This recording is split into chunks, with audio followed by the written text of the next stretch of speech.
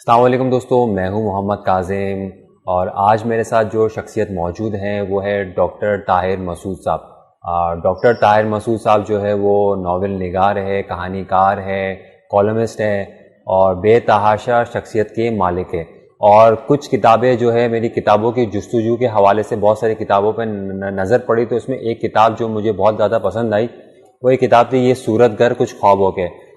یہ کتاب پڑھنے کے بعد مجھے جستجو ہوئی کہ میں جو ہوں وہ ڈاکٹر طاہر مسعود صاحب سے ملوں اور ان کا انٹرویو کروں۔ میں اب تک 15-20 کتابیں لکھ چکا ہوں اور اس میں ہر طرح کی کتابیں شامل ہیں۔ کچھ انٹرویوز کے مجموعے ہیں، کچھ کالموں کے مجموعے ہیں، افسانوں کے مجموعے ہیں، ناولٹ ہے، شاعری کی 2 کتابیں ہیں، کچھ تحقیق سے تعلق رکھنے والی کتابیں ہیں، کچھ کتابیں ایسی ہیں جن کو میں نے ایڈٹ کیا ہے، مرتب کیا ہے اور پھر اس سے مرتب کر کے شائع کیا ہے۔ تو یہ متفرق اور متنوع قسم کی یہ کتابیں ہیں جن کا ہم ایک اگر بڑی تقسیم کریں تو ہم یہ کہہ سکتے ہیں کہ تمام کتابیں ادب اور صحافت سے متعلق ہیں، یعنی ادبی اور صحافتی اصناف سے تعلق رکھنے والی یہ کتابیں ہیں۔ اب جہاں تک اس بات کا تعلق ہے کہ مجھے کتابیں لکھنے کا شوق کیسے ہوا اور یہ شوق کیسے پروان چڑھا، تو یہ داستان طولانی ہے۔ اپنے کئی انٹرویوز میں اس کے پس منظر پر روشنی ڈال چکا ہوں، تو اس لیے اب اس کو کیا دہرانا۔ مختصراً یہ سمجھیے کہ یہ لکھنے لکھانے والی جو عادت ہے یہ اصل میں اس جرثومے کی پیداوار ہے جو جرثومہ قدرت نے میرے اندر رکھ دیا تھا، لکھنے پڑھنے کا شوق رکھنے کا جرثومہ۔ تو بچپن سے ہی لکھنے لکھانے کی عادت پڑ گئی، اور جب تعلیم میری مکمل ہوئی تو مجھے خیال آیا کہ اب کوئی نہ کوئی کتاب میری چھپ کر آنی چاہیے۔ تو اس زمانے میں چونکہ میں صحافت کے پیشے سے متعلق تھا تو میں نے کچھ انٹرویوز کیے تھے، ادبی انٹرویوز، اور یہ انٹرویوز جو ہیں وہ روزنامہ جسارت کے ادبی صفحے پر شائع ہوئے تھے، اور شائع ہونے کے دوران ان انٹرویوز نے بڑے ہنگامے مچائے ادبی دنیا میں۔ اس سے بہت سے اختلافات نے جنم لیا، ادیبوں کے درمیان بہت سے تنازعات پیدا ہوئے۔ انٹرویو کے چھپنے کے بعد خطوط موصول ہوتے تھے ادیبوں کے جو اگلے شمارے میں شائع کر دیے جاتے تھے۔ تو جب یہ انٹرویو خاصی تعداد میں ہو گئے تو ایک دن میرے ذہن میں یہ خیال آیا کہ کیوں نہ میں ان انٹرویوز کو کتابی صورت میں مرتب کر دوں۔ تو میں نے ان انٹرویوز کو جب کتابی صورت میں مرتب کرنے کا ارادہ کیا تو مجھے خیال آیا کہ بہت سے ایسے ادیب بھی ہیں جن کے انٹرویوز میں نے نہیں کیے اور مجھے ان کے انٹرویوز کرنے چاہیے۔ چنانچہ میں اس خیال پر عمل کرنے کے لیے لاہور گیا، اسلام آباد گیا، اور وہاں کے ادیبوں کے جیسے اشفاق احمد، بانو قدسیہ، اسلام آباد میں کرن محمد خان، قدرت اللہ شہاب، ان لوگوں کے ممتاز مفتی، ان لوگوں کے انٹرویوز میں نے کیے، اور اس کے بعد اس طرح سے یہ کتاب تیار ہوئی جو ادبی انٹرویوز کا مجموعہ کہلائی۔ اس کا نام یہ صورت گر کچھ خوابوں کے طے پایا، اور مجھے بالکل بھی یقین نہیں تھا کہ یہ کتاب جو ہے وہ ادبی دنیا میں ایک بڑا ہنگامہ برپا کرے گی، اور یہ بقول ایک انگریزی ماہنامے کے کہ یہ ٹرینڈ سیٹر کتاب ثابت ہوگی، کیونکہ اس کتاب سے پہلے یہ صورت گر کچھ خوابوں کی کتاب سے پہلے ادبی انٹرویوز کا صرف ایک مجموعہ ہندوستان میں شائع ہوا تھا، وہ مختصر سا تھا۔ لیکن جب میری کتاب یہ صورت گر کچھ خوابوں کے شائع ہوئی تو یہ سمجھیے کہ یہ اس سال کی سب سے اہم کتاب شمار ہوئی، اور اس کی بڑی وجہ یہ تھی کہ ایک تو اس میں اردو دنیا کے چوٹی کے نامور ادیبوں اور شاعروں کے اور نقادوں کے انٹرویوز تھے. مثال کے طور پر فیض احمد فیض، پروفیسر احمد علی، مجنو گورکھپوری، آل احمد سرور، ممتاز مفتی، سلیم احمد، غلام عباس، قیوم نظر، ادا جعفری، شوکت صدیقی، انتظار حسین، منیر نیازی. غرض یہ کہ یہ ایک اچھی خاصی لمبی چوڑی فہرست ہے. تو یہ کتاب جو ہے آنے کے بعد اخبارات میں اور رسائل میں اس پر بڑے تبصرے شائع ہوئے، اور یہ ویل ریسیوڈ بک سمجھی گئی، اس سال کی سب سے اہم کتاب سمجھی گئی. اچھا، اس کی وجہ یہ نہیں ہے کہ اس میں سارے کمالات میرے تھے. اس کی مقبولیت میں بڑا دخل اس بات کا بھی ہے کہ اس میں ایسے ادیبوں کے اور شاعروں کے انٹرویوز تھے جو ہمارے اردو ادب کے چوٹی کے شاعر و ادیب تھے، اور جن کے بارے میں لوگ پڑھنا چاہتے تھے، جن کے خیالات کو جاننے کی ایک خواہش، ایک جستجو ان کے اندر موجود تھی. تو ایک مقبولیت کی ایک بڑی وجہ یہ بھی تھی. لیکن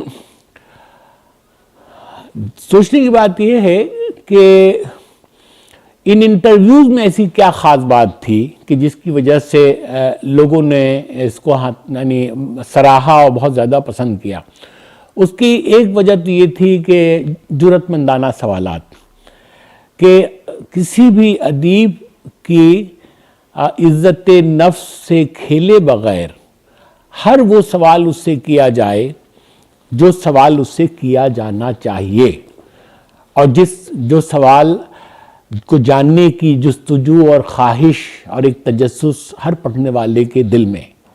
مثال کے طور پر جیسے فیض احمد فیض صاحب سے میں نے یہ پوچھا کہ آخر کیا بات ہے کہ آپ کی شاعری میں ہر چیز کو بیوٹیفائی کرنے کا ایک رجحان ملتا ہے، ہر چیز کو خوبصورت بنا دینے کا، لیکن زندگی صرف خوبصورتی کا نام تو نہیں، زندگی میں بدصورتی بھی ہے، اور زندگی میں بہت سی ایسی چیزیں بھی ہیں جو ناپسندیدہ ہیں. ہمارے بہت سے جذبات، جبلتیں، جیسے غصہ، اینگر، جیسے حسد، جیسے نفرت. تو آپ کی شاعری میں ان جبلتوں کا اظہار کیوں نہیں ہوا؟ تو فیض صاحب بہت ہی ٹھنڈے مزاج کے اور بہت ہی ملائم طبیعت کے، بہت ہی خوشگوار شخصیت کے مالک تھے، کبھی ناراض نہیں ہوتے تھے. لیکن پتہ نہیں میری اس بات میں انہیں کیا محسوس ہوا کہ انہیں غصہ آ گیا. اور غصہ جب آیا تو انہوں نے کہا کہ اگر میری شاعری میں یہ چیزیں نہیں ملتی ہیں تو کس کی شاعری میں ملتی ہیں؟ تو میں نے کہا مثال کے طور پر نون میم راشد. اچھا، اب یہ بات مجھے معلوم تھی کہ نون میم راشد اور فیض صاحب کے اندر ایک مقابلے کی بھی کیفیت ہے، کیونکہ راشد کو جدید طبقہ تسلیم کرتا ہے جو فیض صاحب کو اس طرح سے نہیں سراہتا.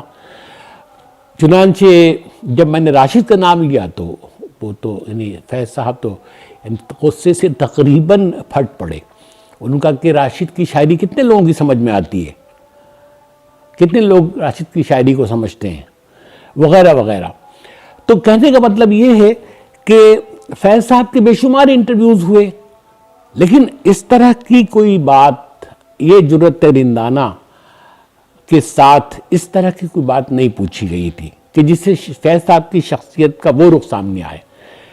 اسی طرح سے سلیم احمد صاحب کا انٹرویو، اس زمانے میں جب میں نے انٹرویو کیا تو جنرل ضیاء الحق صاحب اسلامائزیشن کے عمل سے ملک کو گزار رہے تھے. اسلامی نظام، بلا سودی بینکاری، بلا سودی کاؤنٹر، زکوٰۃ، اس طرح کی چیزیں ہو رہی تھیں. تو میں نے سلیم احمد صاحب سے اس موضوع پر انٹرویو کیا کہ اگر پاکستان ایک اسلامی ریاست بن جاتا ہے تو اس میں ادب کو کتنی آزادی حاصل ہوگی، ادیبوں کو لکھنے کی کتنی آزادی حاصل ہوگی.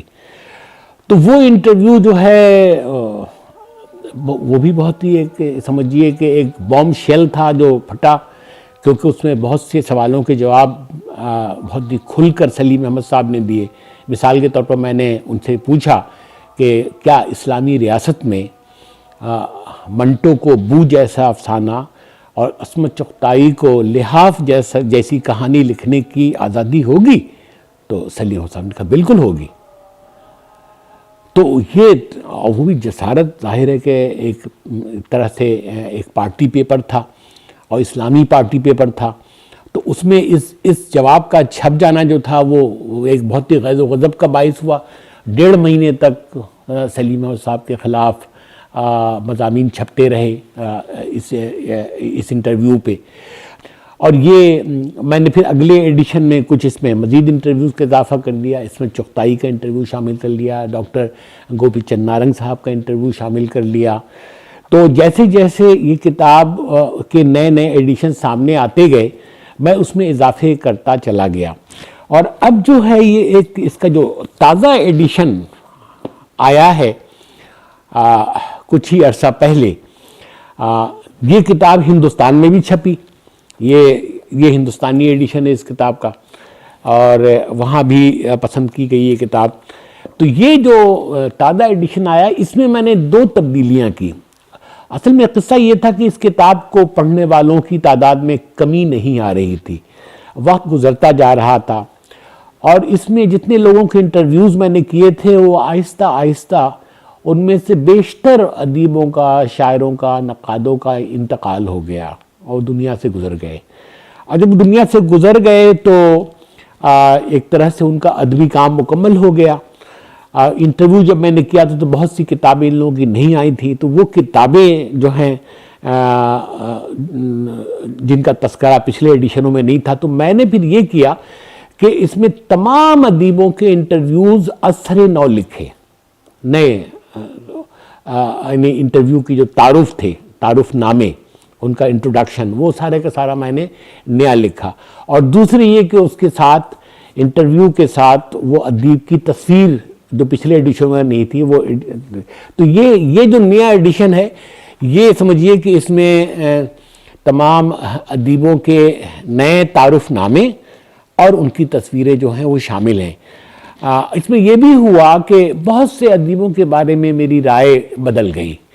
بہت سے لوگوں کے بارے میں جو رائے پہلے اچھی نہیں تھی وہ اچھی ہو گئی. ان کے کام، ان کی زندگی کو میں نے ایک نئے پہلو سے دیکھنا سیکھا. تو میں نے کہا کہ پھر جب رائے بدل گئی ہے تو اپنی رائے سے، پچھلی رائے سے رجوع کر لینا چاہیے مجھے.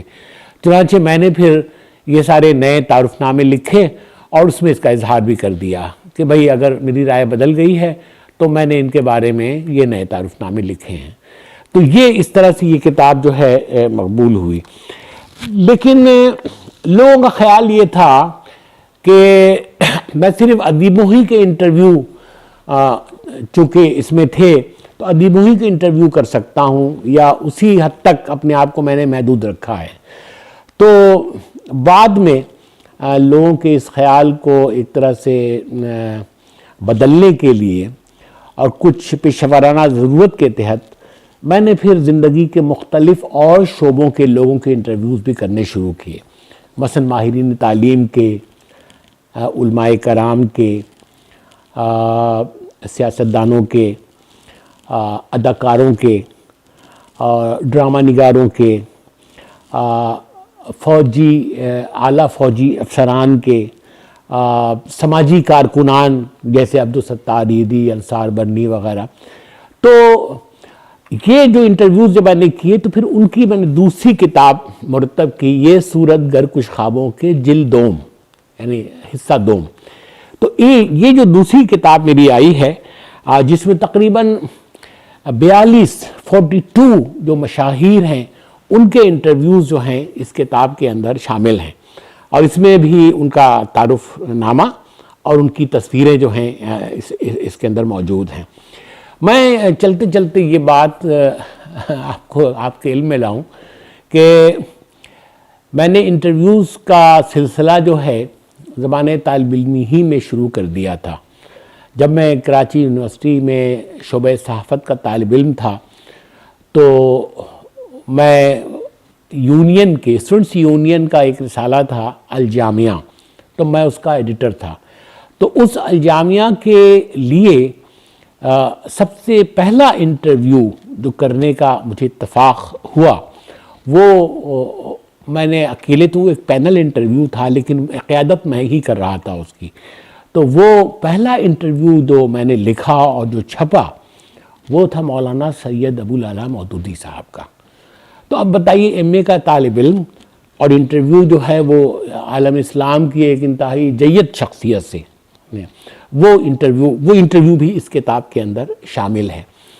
پھر دوسرا انٹرویو جو میں نے کیا وہ میں نے ایک صحافی کا کیا، یعنی زندگی اردو ڈائجسٹ کے ایڈیٹر الطاف حسن قریشی، جن کے انٹرویوز پڑھ کر مجھے انٹرویو لینے کا شوق پیدا ہوا. ان کا انٹرویو اور ان کی زندگی کا بھی یہ پہلا انٹرویو تھا جو میں نے کیا الطاف حسن قریشی صاحب کا. اور پھر اس کے بعد میں نے تیسرا اہم انٹرویو کیا تین صحافیوں کے. ایک فرحات زیدی صاحب جو حریت کے مشرق کے ایڈیٹر رہے تھے، دوسرے جسارت کے ایڈیٹر محمد صلاح الدین صاحب، اور تیسرے جنگ کے مالک بانی اور ایڈیٹر ان چیف میر خلیل الرحمن صاحب. تو یہ تینوں صحافیوں کے انٹرویوز جو ہیں وہ اس کتاب کے اندر جو ہیں وہ شامل ہیں. پھر جسارت میں رہتے ہوئے میں نے صرف ادیبوں کے انٹرویوز نہیں کیے. مجھے ایک دلچسپی اس بات سے بھی تھی کہ جسارت میں ٹیلی ویژن پہ، فلم پہ، ریڈیو پہ کوئی صفحہ نہیں نکلتا ہے. تو میں نے ان کے ایڈیٹر صلاح الدین صاحب سے بات کی کہ صاحب ایک صفحہ جو ہے وہ فلم پہ، ٹیلی ویژن پہ ہونی چاہیے، آخر یہ بھی معاشرے کا حصہ ہے، اور صحافت اگر معاشرے کا آئینہ ہے تو آپ آئینے سے اتنے اہم حصوں کو آپ نکال دیں گے تو یہ اخبار مکمل اخبار تو نہیں کہلائے گا. تو ان کا بھائی بہت اعتراضات ہوں گے، یہ مذہبی اخبار ہے. تو میں نے کہا نہیں آپ مجھے موقع تو دیجئے نا. تو انہوں نے کہا چچا ٹھیک ہے آپ کوشش کریں. تو میں نے پھر ایک پیج نکالا عکس و آواز، اس میں پھر ٹیلی ویژن کو فوکس کیا کیونکہ اس زمانے میں ٹیلی ویژن بہت ہی پاپولر تھا اور فلمیں جو ہیں وہ غیر مقبول ہوتی جا رہی تھیں، ٹیلی ویژن کے ڈرامہ نگار، اداکار وغیرہ. تو میں نے اداکاروں کے اور ڈرامہ نگاروں کے انٹرویوز کیے اس زمانے میں، یعنی حمید کاشمیری صاحب، اب تو لوگ نام بھی بھول گئے ہوں گے، اس زمانے کے بڑے مشہور.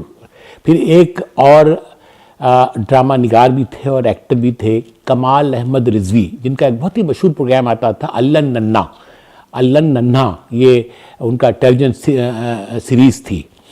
تو وہی لکھتے تھے اور خود ہی ڈائریکٹ بھی کرتے تھے اور خود ہی ایکٹنگ بھی کرتے تھے، بہت ہی کمال کے آدمی تھے. تو کمال احمد رضوی، ان کا بھی پھر میں نے انٹرویو جسارت کے اس صفحے کے لیے کیا. اسی طرح سے میں نے اداکار طلعت حسین صاحب جو بڑے مارکی کے اداکار ہیں ہمارے، ان کا بھی انٹرویو کیا، طلعت حسین صاحب کا. تو اس طرح سے یعنی دائرہ ادیبوں سے نکل کر کے فنکاروں کی طرف اور ڈرامہ نگاروں کی طرف آیا، اور اس کے بعد پھر میں نے زندگی کے مختلف اور شعبوں کے لوگوں کے انٹرویوز اس وقت کرنے شروع کیے جب میں 1998 کے بعد روزنامہ نوائے وقت سے وابستہ ہوا. تو اس میں نے عبدالستار عیدی کا انٹرویو، ماہرین تعلیم میں ڈاکٹر منظور احمد، ڈاکٹر عطاء الرحمن، علماء کرام میں ڈاکٹر اسرار احمد، مولانا شاہ احمد نورانی، وغیرہ وغیرہ. تو یہ سارے انٹرویوز جو ہیں کیا کہتے ہیں یہ اس کتاب کے اندر موجود ہیں. تو اب جو ہے میں کبھی کبھی سوچتا ہوں کہ اللہ نے مجھے اگر ایک صلاحیت دی ہے کہ میں انٹرویو کرنے کا اپنا ایک ڈھنگ اللہ نے مجھے ودیت کیا ہے، اور میں جرح کرتا ہوں، سوال کے اندر سے نئے نئے سوالات نکالتا ہوں اور گفتگو یعنی انٹرویو کو ایک زندہ مکالمہ بنا سکنے کی ایک صلاحیت اللہ نے میرے اندر رکھی ہے، تو مجھے انٹرویو کرنا ترک نہیں کرنا چاہیے۔ لیکن اب میں آپ کو سچی بات بتاؤں، کبھی کبھی بڑی خواہش ہوتی ہے کہ کسی کا انٹرویو کروں، لیکن جب معاشرے پر نظر دوڑاتا ہوں تو دیکھتا ہوں کہ اب شخصیات ہی نہیں رہی، انٹرویو کس کا کروں؟ یعنی ادب کے میدان میں جن لوگوں کے انٹرویوز کرنے تھے وہ میں کر چکا، سیاست کے میدان میں کوئی ایک شخصیت بھی دور دور تک ایسی نظر نہیں آتی کہ جس کا انٹرویو کیا جا سکے۔ جن لوگوں کے انٹرویوز نہیں کر سکا تھا ان کے میں نے خاکے لکھ ڈالے ہیں، جیسے معراج محمد خان صاحب یا اور اس طرح کی دوسری شخصیات۔ تو اب انٹرویو نگاری کا چیپٹر تو میرا جو ہے وہ کلوز ہو گیا۔ کلوز اس وجہ سے ہو گیا کہ معاشرہ تقریباً بانجھ ہوتا نظر آ رہا ہے، کہ تقریباً بانجھ ہو گیا ہے۔ اب کوئی شخصیت ایسی نہیں رہی جس کے پاس اپنے خیالات ہوں، اپنے نظریات ہوں، جس کے پیچھے ان کی کوئی خدمات ہوں، ایسی خدمات کہ جن کے بارے میں ان سے کچھ پوچھا جائے، کچھ جانا جائے اور کچھ کریدا جائے، کچھ نئے حقائق سامنے لائے جائیں، تو ایسا سلسلہ ہے ہی نہیں۔ تو یہ چیپٹر، یہ میری جو ہے یہ صورت گر کچھ خوابوں کی یہ کہانی تھی۔ اس کے بعد جسارت اخبار سے بھی پہلے میں نے یونیورسٹی ہی کے زمانے میں ایک اسلامی جمعیت طلبہ کا ایک اخبار تھا تحریک، میں اس کا بھی ایڈیٹر تھا۔ تو اس اخبار میں میں ایک کالم لکھا کرتا تھا آرٹس آڈیٹوریم کے نزدیک، اور وہ وہاں کے یونیورسٹی کے کلچر کے بارے میں وہ کالم ہوا کرتا تھا، وہ خاصا پاپولر تھا۔ تو اخبار میں آنے کے بعد پھر میں نے کالم نگاری بھی شروع کر دی۔ تو جب یہ کتاب میری آ گئی یہ صورت گر کچھ خوابوں کے، تو اس کے بعد مجھے خیال آیا کہ کیوں نہ میں اپنے کالموں کا بھی مجموعہ لے آؤں۔ اور اس زمانے میں کالم لکھتے ہوئے مجھے 4-5 سال سے بھی زیادہ ہو چکے تھے، اور کالموں میں ایک طنز و مزاح کی چاشنی، ایک طنز و مزاح کی آمیزش ہوا کرتی تھی۔ تو یہ شگفتہ کالم جو ہے وہ اس زمانے میں جسارت کے قارئین میں پسندیدگی کی نگاہ سے دیکھے گئے۔ تو میں نے دوسری کتاب جو ہے وہ پھر مرتب کی اپنے کالموں کی، اس کا عنوان تھا برگردن راوی، یعنی اصل تو وہ ہے نا دروغ برگردن راوی۔ اچھا، میں عرض کروں آپ سے کہ میرے کالم کا عنوان یہ نہیں تھا، کالم کا عنوان تھا دام خیال۔ وہ غالب کا بہت مشہور شعر ہے نا، ہستی کے مت فریب میں آ جائے یو اسد، عالم تمام حلقہ دام خیال ہے۔ تو صلاح الدین صاحب نے یہ عنوان تجویز کیا تھا، اور چونکہ صلاح الدین صاحب ظاہر ہے کہ اللہ نے اس کو مرتبہ شہادت پہ فائز کیا ہے، تو ان سے مجھے ایک جذباتی میرا بہت گہرا تعلق بھی ہے۔ اسی لیے میں اس کے بعد جب تک لکھتا رہا کالم، اب تو میں ظاہر ہے کہ بہت عرصے سے اب کالم نویسی بھی ترک ہو گئی ہے میری، کالم بھی نہیں لکھ رہا میں، تو جب تک لکھتا رہا میں دام خیال کے ہی عنوان سے لکھتا رہا۔ تو لیکن یہ عنوان جو ہے برگردن راوی، جب جنگ اخبار میں نے لکھنا شروع کیا، میر خلیل الرحمن صاحب نے کہا کہ بھئی دام خیال تو جسارت کا عنوان تھا، ہمارے ہاں آپ کسی نئے عنوان سے لکھیے۔ تو یہ عنوان جو ہے مجھے میرے بزرگ دوست مشفق خواجہ صاحب نے یہ عنوان تجویز کیا، اور اس عنوان سے میرے کالم جنگ اخبار میں شائع ہوتے رہے۔ کالموں کے یہ سمجھیے کہ میرے اب تک تقریباً 3 مجموعے سامنے آ چکے ہیں، برگردن راوی، پھر اس کے بعد یہ دل درد سے خالی ہے، اور تیسری کتاب دل سوز سے خالی ہے۔ تو اب میرے جو یہ تینوں مجموعے ہیں نا، یہ 3 مجموعے جو ہیں ایک 3 طرح کی ذہن کی متنوع حالت کو ظاہر کرتے ہیں۔ یعنی پہلا جو مجموعہ ہے اس میں آپ کو شوق و شنگ، بہت دلچسپ ہنستے مسکراتے ہوئے کالم ملیں گے۔ دوسرا جو مجموعہ ہے دل درد سے خالی ہے، اس میں آپ کو سنجیدہ، اخلاقی اور اصلاحی کالم نظر آئیں گے. اور وہ وجہ یہ ہوئی کہ میرے ایک ذہنی تجربہ میں ایک ذہنی تجربے سے گزرا, ایک قلبی تجربے سے گزرا, جس میں مجھے محسوس ہوا کہ لکھنے والا جو ہے وہ معاشرے کا نباز ہوتا ہے, معاشرے کی نبض پر اس کی ہاتھ ہوتی ہے, اور معاشرے کی بہت بڑی ذمہ داری اس پر عائد ہوتی ہے, اور وہ معاشرے کے لیے خدا کے سامنے اسے جواب دہ ہونا چاہیے.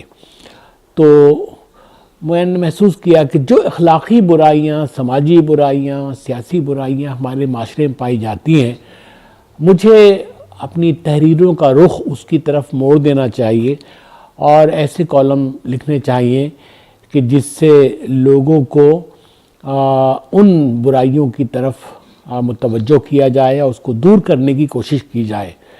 چنانچہ اس کالم میں آپ جو دل درد سے خالی ہے اور پھر دل سوز سے خالی ہے میں جو آپ ملیں گے, پڑھیں گے, تو آپ دیکھیں گے اس کے اندر ایک اخلاقی جذبہ نظر آتا ہے.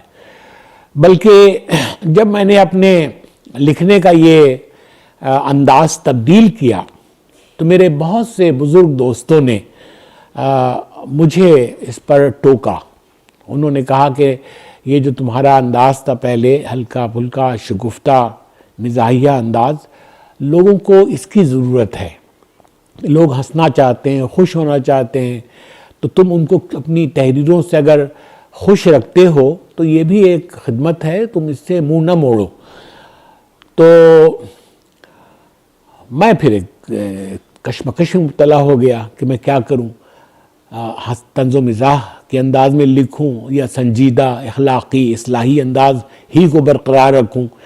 تو میں نے یہ پھر مسئلہ اپنے قارئین کے سامنے پیش کیا. ایک کالم میں نے قارئین سے کہا کہ بھئی آپ مجھے بتائیں کہ مجھے کون سا انداز, کون سا اسلوب اختیار کرنا چاہیے, ہنسنے ہنسانے والا یا سنجیدہ اصلاحی اور اخلاقی اسلوب.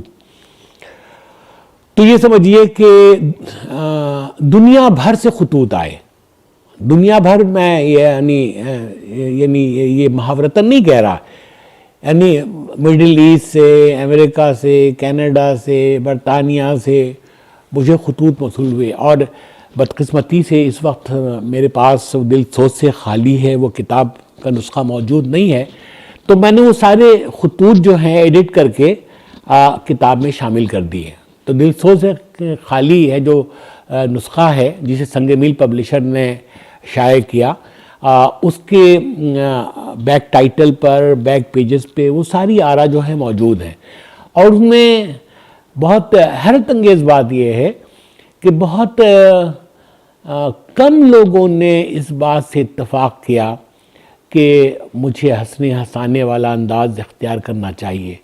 زیادہ تر پڑھنے والے لوگوں نے کہا کہ مجھے اپنا اخلاقی اصلاحی انداز ہی برقرار رکھنا چاہیے, کیونکہ اس سے ان کی زندگیوں پہ اثر مرتب ہو رہا ہے, وہ اپنے آپ کو بدلتا ہوا محسوس کر رہے ہیں. اس میں کوئی شبہ نہیں کہ کچھ لکھنے والوں نے, کچھ قارئین نے بہت سختی سے ریئیکٹ کیا اور یہ کہا کہ آپ معاشرے کے ٹھیکیدار بننے کی آپ کو ضرورت نہیں ہے, دیکھیں جو انداز آپ کا پہلے تھا شگفتہ وہی آپ برقرار رکھیں. کچھ لوگوں کی بین رائے تھی. تو اس طرح سے میرے کالموں کے کئی ادوار ہیں, اور یہ 3 کالموں کے مجموعے ہیں, اور 1-2 کالموں کے مجموعے جو ہیں وہ تیار ہیں, مناسب وقت پر آئیں گے تو وہ بھی شائع ہو جائیں گے. تو اس طرح سے یہ یعنی سمجھیے کہ انٹرویوز کی کتاب ہو گئی, پھر کالموں کی کتاب ہو گئی. اسی زمانے میں, جس زمانے میں یہ سب کچھ کر رہا تھا, مجھے میرے مشفق بزرگ مشفق خواجہ صاحب نے ایک کام دیا. انہوں نے مجھے ایک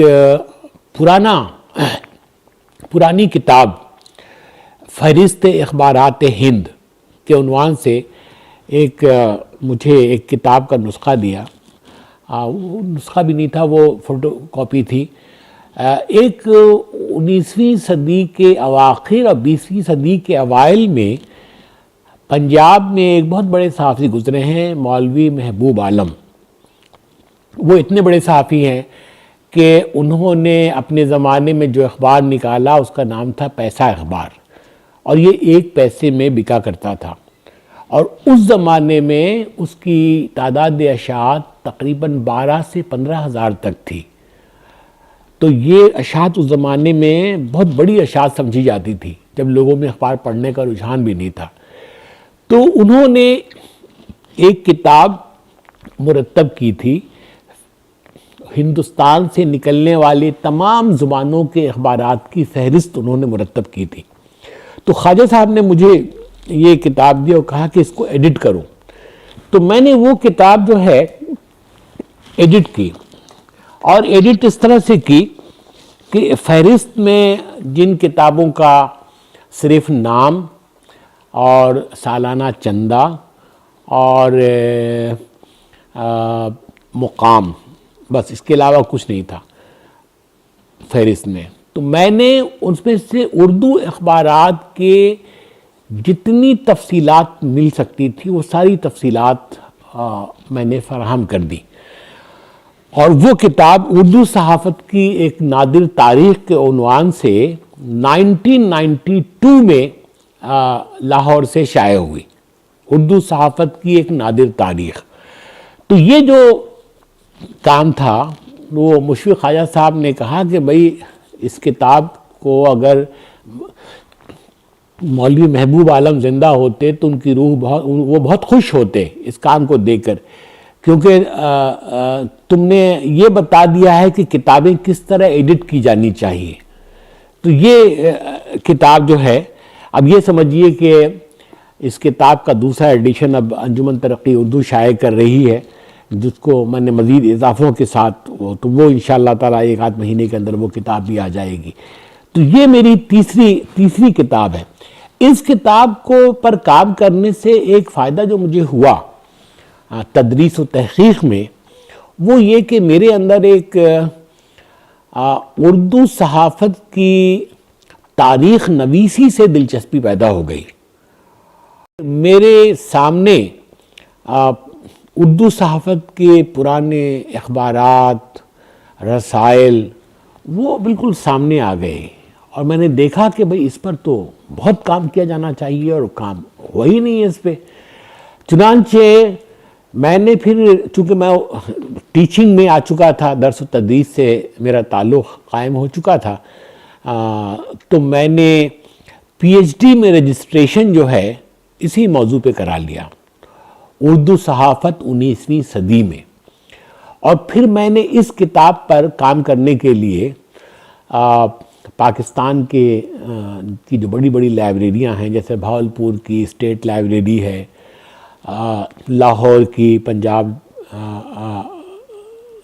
لائبریری ہے، یا پنجاب یونیورسٹی کی لائبریری ہے، یعنی پاکستان میں کام کرنے کے بعد پھر میں ہندوستان گیا، اور ہندوستان کے 5 شہروں میں تقریباً، یعنی دلی میں، لکھنؤ، کلکتہ، علی گڑھ، تو ان شہروں کی پرانی قدیم لائبریریوں کے اندر جا کر میں نے کام کیا، اور 19ویں صدی کے اخبارات کو تلاش کر کے اس کے بارے میں ایک مفصل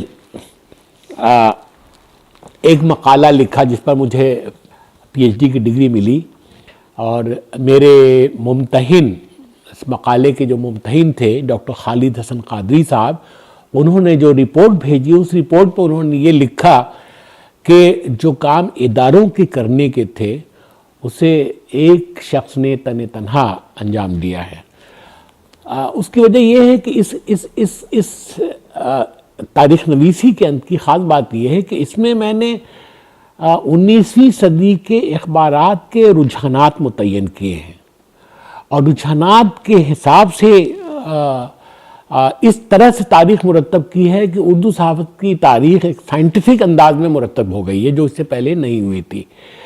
یہ سب میرے ہاتھ میں جو نسخہ ہے، یہ ہندوستان میں چھپا ہوا نسخہ ہے، ایجوکیشنل پبلشنگ ہاؤس دہلی نے اسے شائع کیا ہے اور اس کے کئی ایڈیشن ہندوستان میں چھپ چکے ہیں. پاکستان میں بھی اس کے 2 ایڈیشن چھپ چکے ہیں. پہلا ایڈیشن فضلی سنز نے شائع کیا, دوسرا ایڈیشن مجلس ترقی ادب نے شائع کیا. اور یہ سمجھیے کہ 1400-1500 صفحے کی کتاب ہے جس میں ہر طرح سے 19ویں صدی کے اخبارات کے بارے میں معلومات جو ہیں وہ فراہم کر دی گئی ہیں. تو اب چونکہ اگر میں ترتیب سے چلوں تو آپ کو بتاؤں کہ اس میں 2 کتابیں تو صحافت کی تاریخ نویسی پر یہ ہوئی. ابھی ایک اور کام جو میں نے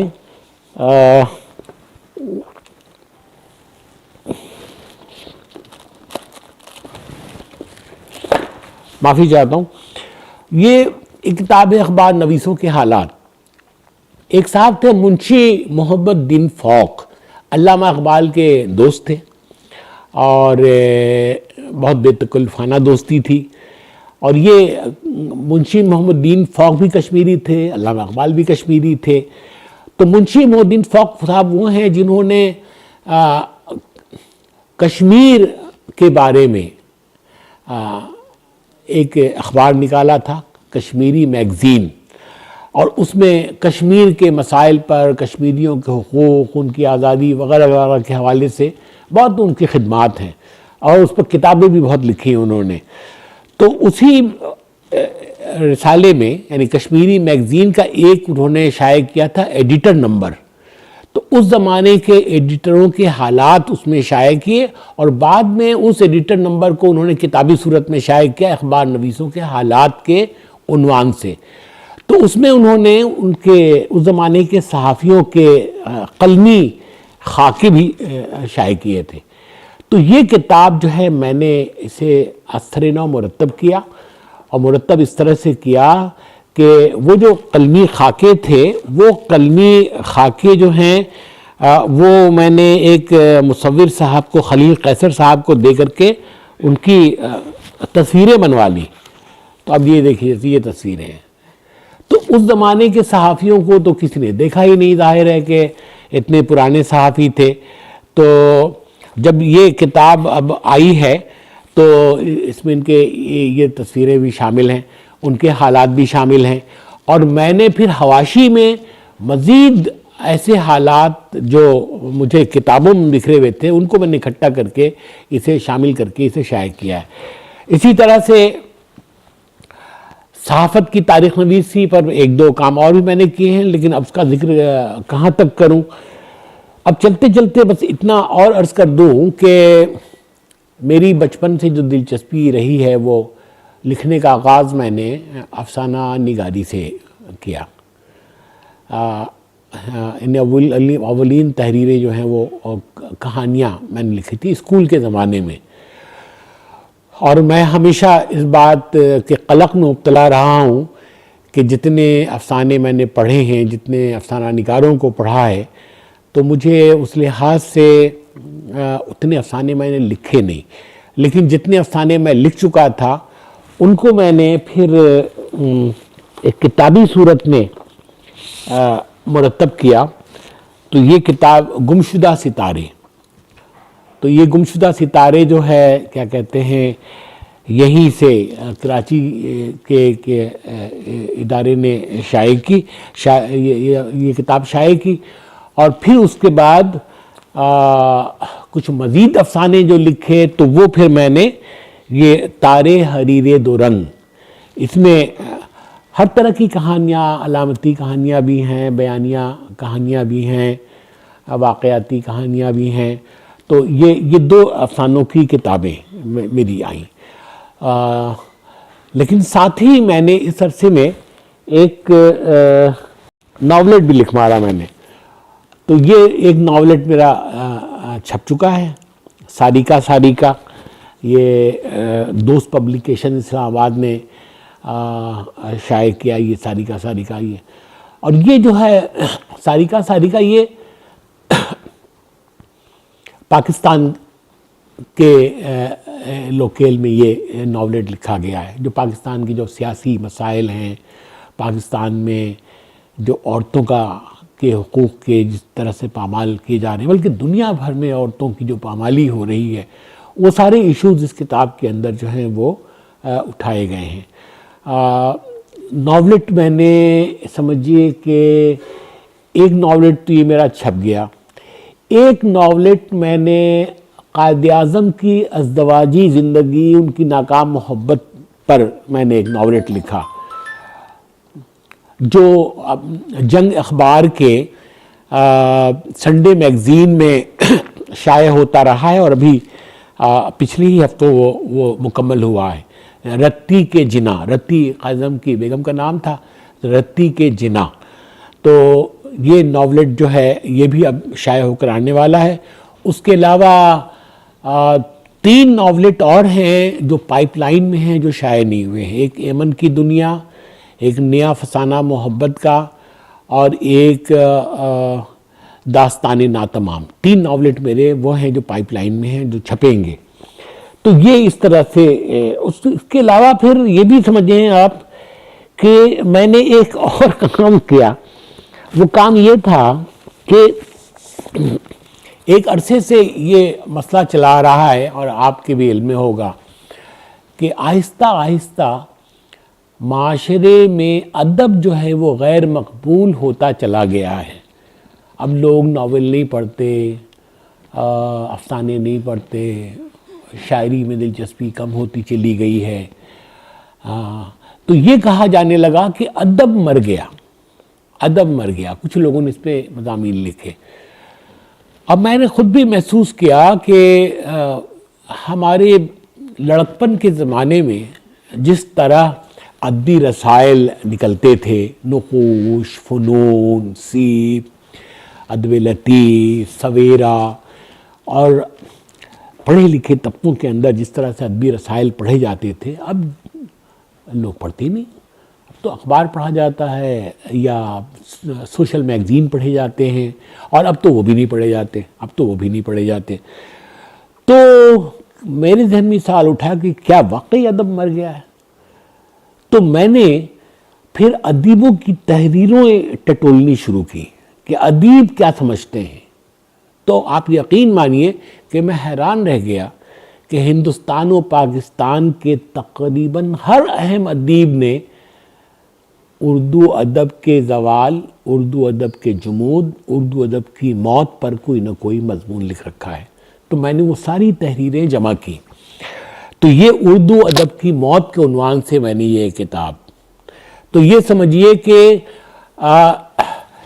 جب میں نے یہ مرتب اس کے ایک حصے کو مرتب کر لیا، تو میرے ذہن میں یہ سوال آیا کہ اگر اردو ادب اگر مر گیا تو پھر معاشرے کی جمالیاتی قدروں کو، اعلیٰ قدروں کو، روحانی قدروں کو، اخلاقی قدروں کو باقی رکھنے والی قوت مذہب کے علاوہ اور کون سی چیز رہ جائے گی؟ مذہب کا جو حال ہے وہ سب کے سامنے ہے۔ تو اگر ادب بھی رخصت ہو گیا معاشرے سے، تو خود معاشرے کے لیے یہ بات کتنی مہلک اور کتنی تباہ کن ثابت ہوگی۔ تو پھر میں نے سوچا کہ کیوں نہ میں اس کتاب میں ایک اور چیز شامل کروں کہ ادب کو زندہ کیسے کیا جا سکتا ہے۔ ایک نمبر 2، ادب کی ضرورت کیا ہے، اس کی اہمیت کیا ہے، اس کی افادیت کیا ہے؟ لوگ ادب پڑھیں تو کیوں پڑھیں؟ انہیں کیا تکلیف ہے، کیا پریشانی ہے جو ادب پڑھنے سے دور ہو جائے گی؟ تو اس پر پھر میں نے مضامین تلاش کیے، تو وہ اچھے خاصے مضامین اس پہ بھی ملتے چلے گئے۔ جس پہ نہیں ملے اس پہ میں نے خود مضمون لکھ دیا۔ تو میرے خیال ہے کئی مضامین تو خود اس میں میرے لکھے ہوئے ہیں، اور باقی ہندوستان و پاکستان کے اہم ادیبوں سے۔ اور چونکہ یہ مسئلہ یورپ میں بھی ہے، امریکہ میں بھی یہ مسئلہ چل رہا ہے کہ شاعری کا قاتل کون ہے، ادب کی موت، تو کچھ مضامین جو ہیں وہ ہم نے وہاں کے ترجمہ کر کے اس میں شامل کر لیے۔ تو یہ سمجھیے کہ یہ جو ہے کتاب ہے، یہ سنگمیل پبلشر نے چھاپی، یہ کوئی 700-750 صفحے کی کتاب ہے، اور میں سمجھتا ہوں کہ یہ کتاب اگر کوئی بھی اس موضوع سے دلچسپی رکھنے والا شخص پڑھے گا تو یہ ایک آئی اوپنر کتاب جو ہے وہ بن جائے گی۔ ایک اور چیز جو مجھے تنگ کرتی تھی وہ یہ کرتی تھی کہ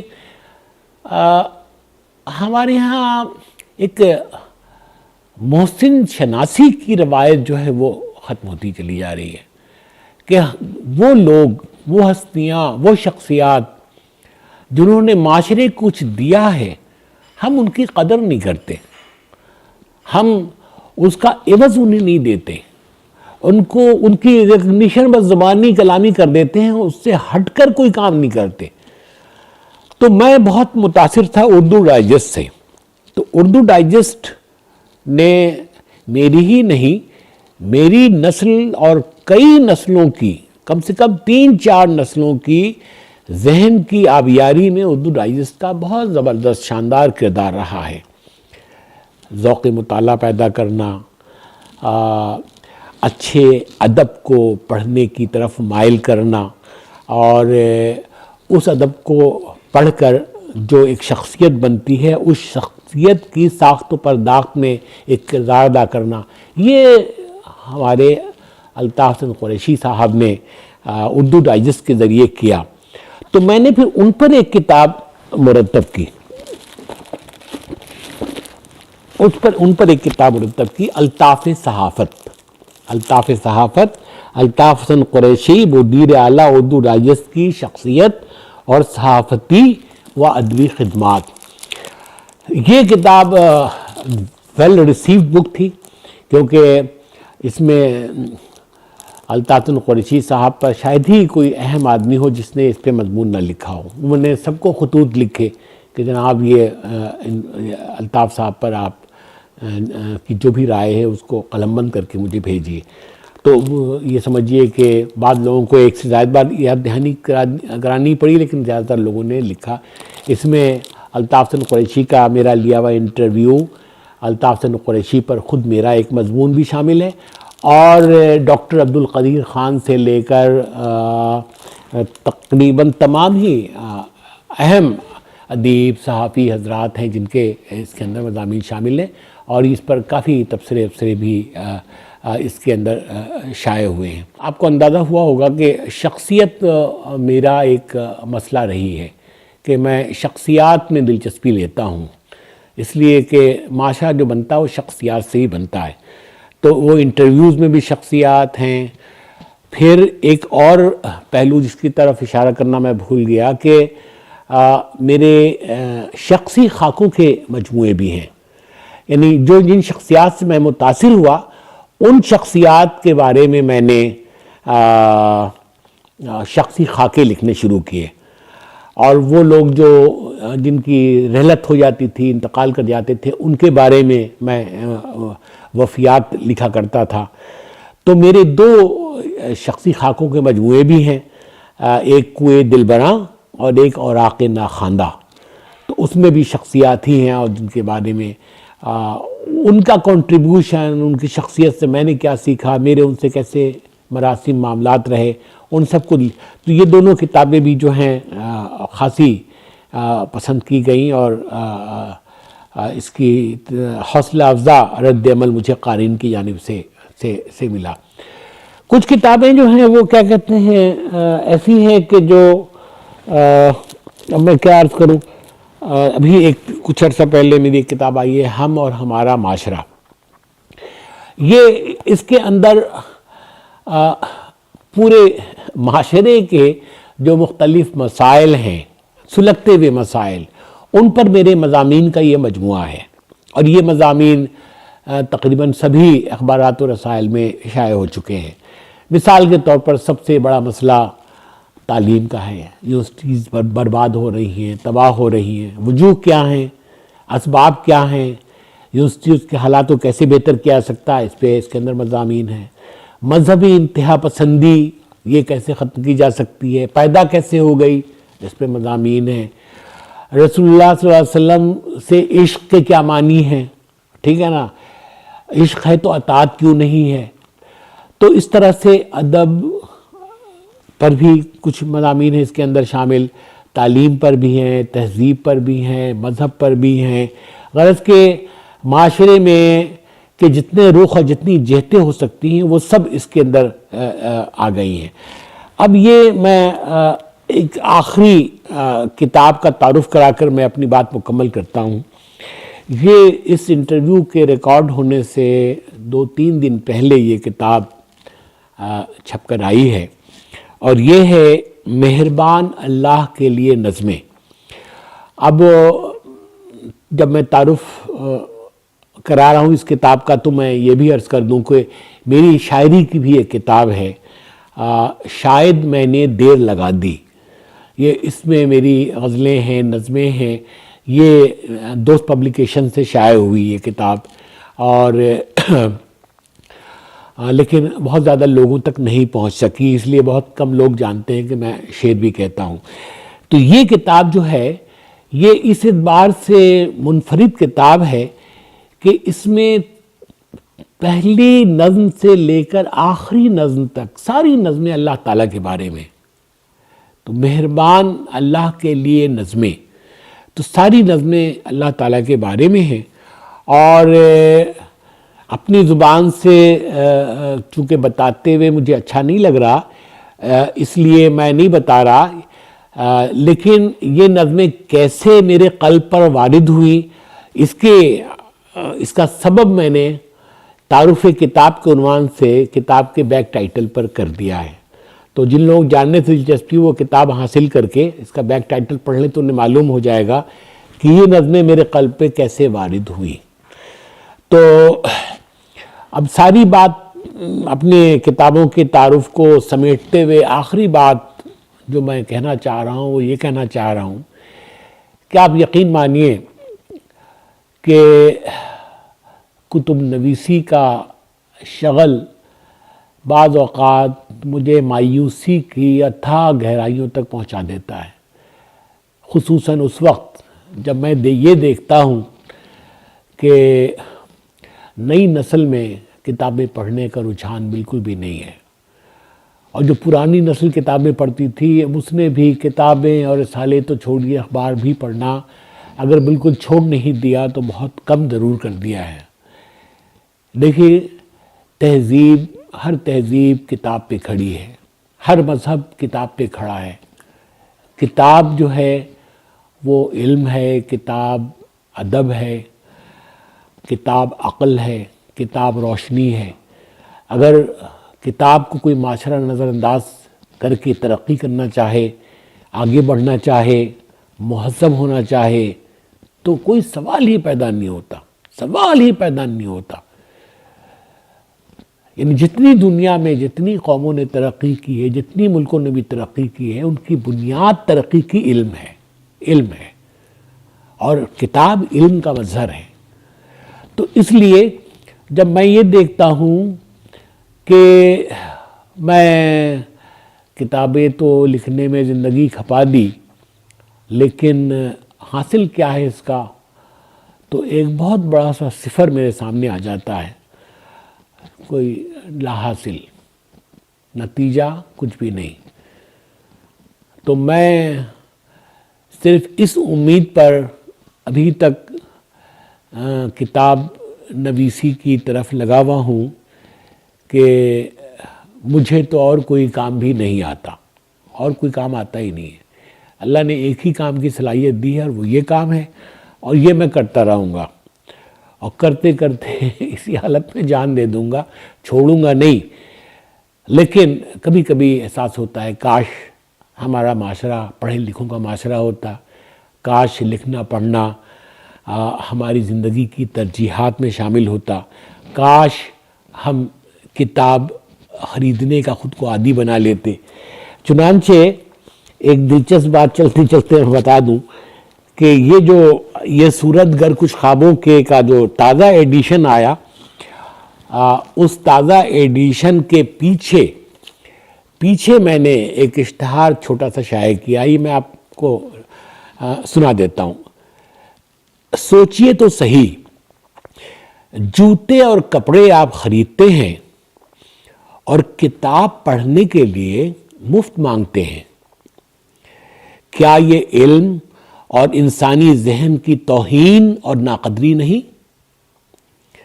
کتاب مفت نہ مانگیے، کتاب مفت نہ مانگیے، یہ بھی گداگری ہے۔ کتاب خریدنے کی عادت ڈالیے۔ تو یہ اشتہار میں نے اس امید پہ ڈالا تھا کہ لوگ اسے پڑھیں گے تو ظاہر ہے کہ کتاب خریدنے کی آہستہ آہستہ عادت پڑے گی، لیکن جب اسی کتاب کو خریدنے پر تیار نہ ہو تو پڑھنے کا اتفاق کیسے ہو سکتا ہے؟ کتاب یہ بھی بک رہی ہے، آہستہ آہستہ بک رہی ہے، لیکن جس طرح کتابیں یورپ میں بکتی ہیں، امریکہ میں بکتی ہیں، ہم تو کہیں ہیں ہی نہیں ان کے مقابلے پہ۔ لیکن اب بارک اوباما کی ابھی کتاب آئی تو ای بک جو ہے وہ 3 ملین اور ہارڈ کاپی اس کی 1 ملین، یعنی 10 لاکھ کاپیاں یہ، اور الیکٹرانک جو بک تھی وہ 30 لاکھ، یعنی 40 لاکھ لوگوں نے خریدا۔ اور ایک کتاب کو اگر 1 سے زائد آدمی خریدتا ہے تو اندازہ کیجئے کہ تعداد کتنی پہنچ جاتی ہے۔ اور ہمارے یہاں کتابی کیا صورتحال ہے؟ شروع میں جب تعلیم کم تھی تو کتاب 1000 چھپتی تھی، جب تعلیم بڑھنی شروع ہوئی تو کتابیں 500 چھپنے لگی، اور اب ہر گلی گلی میں اسکول کھلے ہوئے ہیں، اور یونیورسٹیز، پرائیویٹ یونیورسٹیز کی ایک لمبی قطار نظر آنے لگی ہے ہمیں شہروں میں، تو کتابیں 300 چھپنے لگی۔ یہ جو کتاب میری ہے مہربان اللہ کے لیے نظمیں، یہ 200 کی تعداد میں میں نے چھپوائی ہے، اور اگر یہ 200 بھی یہ کتابیں نکل جائیں، لوگ اسے لے لیں، تو میں سمجھوں گا کہ محنت سوارت لگی۔ یہ ایک لمحہ فکریہ ہے، ہمارے بھی سوچنے کی اور آپ کی بھی سوچنے کی بات ہے یہ، تو ضرور سوچیے۔ بہت شکریہ۔